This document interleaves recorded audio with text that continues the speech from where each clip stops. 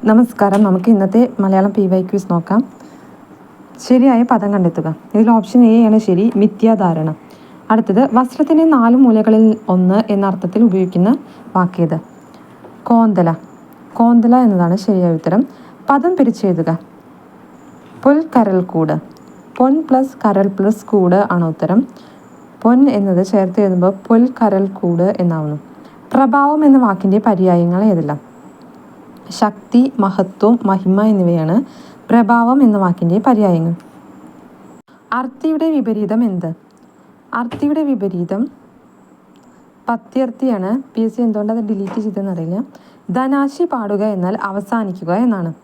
ദിഗ്വിജയം ചേർത്തെഴുതിയാൽ ദിഗ്വിജയം. Option B ആണ് വരുന്നത്, ദിഗ്വിജയം. സ്ത്രീലിംഗ പദം എഴുതുക. വീട്ടുകാരൻ. വീട്ടുകാരൻ എന്നതിൻ്റെ സ്ത്രീലിംഗം വീട്ടുകാരി എന്നാണ്. ശരിയായത് തിരഞ്ഞെടുത്ത് എഴുതുക. കാറ്റും മഴയും വരുമ്പോഴൊക്കെ അമ്മ പൂമുഖത്ത് ചെന്നിരിക്കും. ഇതാണ് ശരി. മറ്റേതിലൊക്കെ ഗ്രാമർ മിസ്റ്റേക്ക് വരുന്നുണ്ട്. അടുത്തത്, ചുവടെ ചേർത്തിരിക്കുന്ന വാചകത്തിൻ്റെ ശരിയായ മലയാള തർജ്ജമ തിരഞ്ഞെടുക്കുക. Poetry is the spontaneous overflow of powerful feelings. It takes its origin from emotions recollected in tranquillity.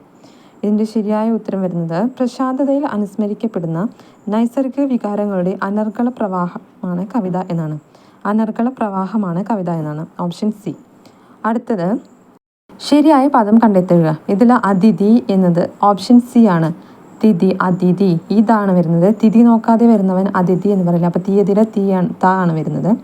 നീചം എന്ന പദത്തിൻ്റെ വിപരീതം കണ്ടെത്തുക. ഉച്ചം.